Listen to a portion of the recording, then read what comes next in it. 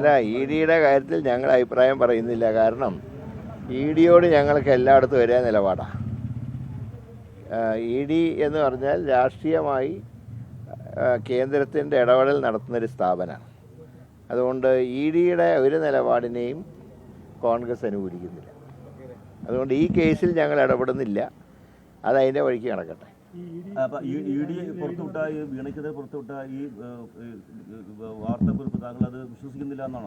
വിശ്വസിക്കാഞ്ഞിട്ടല്ല, ഞങ്ങളത് അന്ന് പറഞ്ഞ കാര്യമാണ്. പക്ഷെ അത് ഇ ഡി അന്വേഷിക്കുമ്പോൾ അതിനെ ഞങ്ങൾ അത്ര പ്രോത്സാഹിപ്പിക്കുന്നില്ല. ഇ ഡിയെ ഞങ്ങൾ പ്രോത്സാഹിപ്പിക്കുന്നില്ല.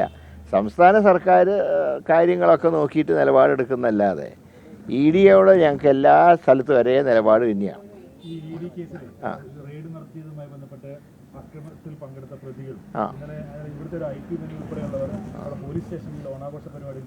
അത് ഊഞ്ഞാലാടുകയും ചെണ്ട കൊട്ടുകയും ചെയ്തിട്ടുണ്ട്.